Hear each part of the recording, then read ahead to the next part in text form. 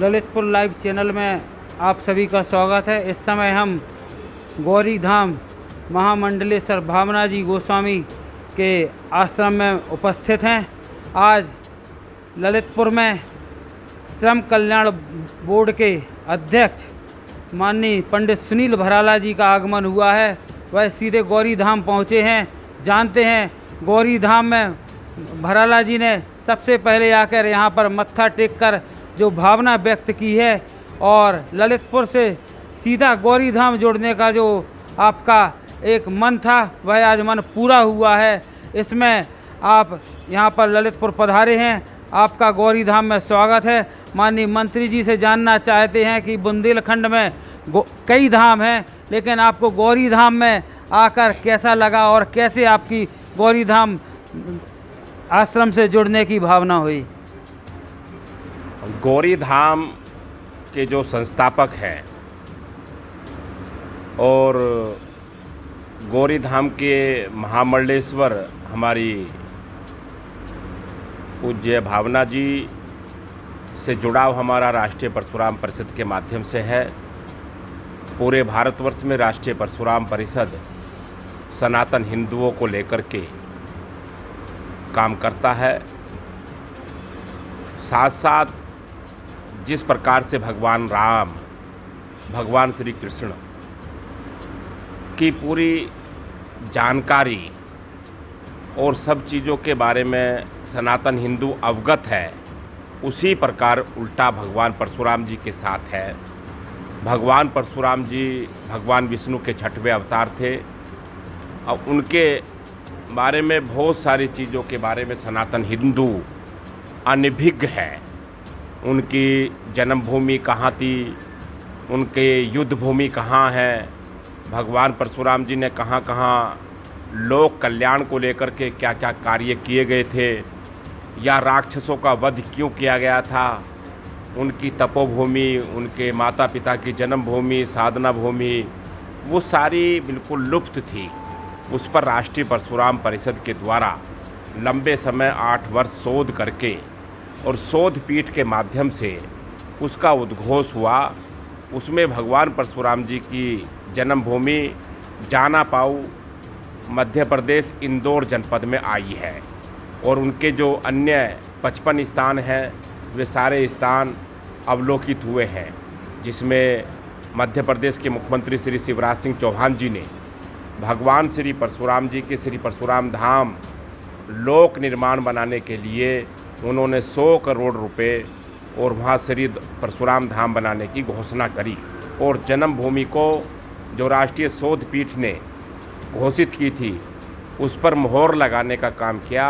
उसी हमारे संगठन से जुड़ी हमारी महामंडलेश्वर भावना जी जुड़ी हुई हैं। इस कारण से मुझे उनकी संगठन के प्रति जो निष्ठा है और वो जो हिंदुत्व और सनातन के लिए अलग जगाती है, तो इसलिए मुझे गौरी धाम में आने का मेरा अवसर प्राप्त हुआ।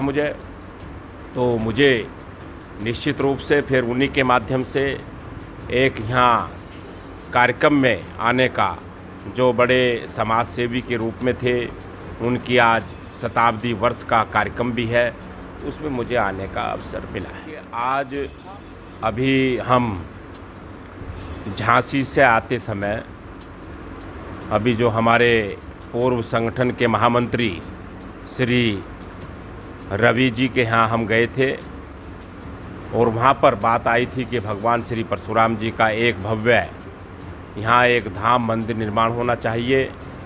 तो उसी क्रम में आज हमने तालवेट में जो भगवान शंकर की जो प्रसिद्ध पीठ है और स्वयंभू भगवान शंकर जी वहाँ उत्पन्न हुए ऐसी मान्यता बताते हैं, तो वहाँ भगवान श्री परशुराम जी का बहुत भव्य और अच्छा सुंदर दिव्य वहाँ उनका मंदिर की स्थापना होगी। आज ये निर्णय हुआ है वहाँ के पुजारी और महंत के साथ। तो ये एक अपने आप में एक बड़ा कार्य हुआ है, वो जागृति का एक बड़ा केंद्र बिंदु बनेगा।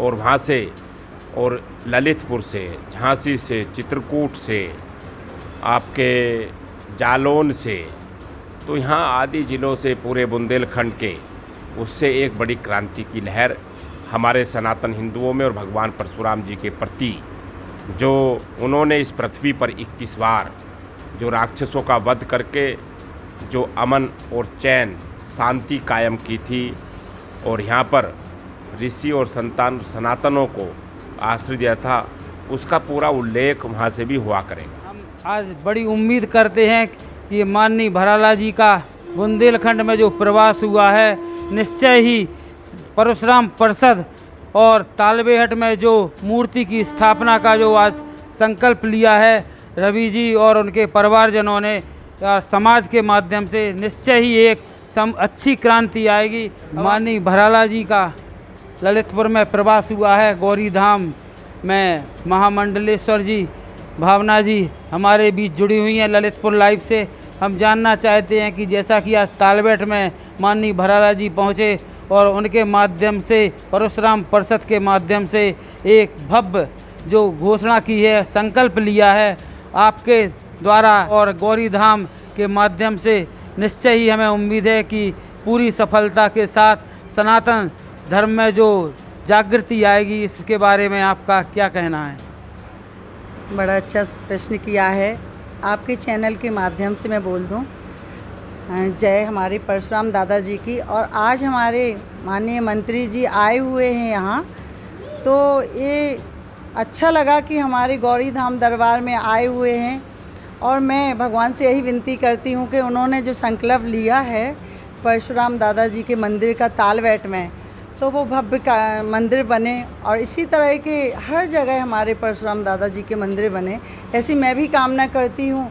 और सभी से यही कहना चाहती हूँ कि इसी तरह का कार्य करें सनातन धर्म के लिए, ये बहुत अच्छी बात है। सभी लोग साथ में रहेंगे और सनातन धर्म के लिए, परशुराम दादा के लिए हम लोग तो निरंतर लगे हुए हैं और जो अनभिज्ञ उन लोगों को घर घर जाके बताएंगे हम लोग। और ये हम लोगों को तो ये बहुत अच्छी बात है कि ये कार्य हो रहा है।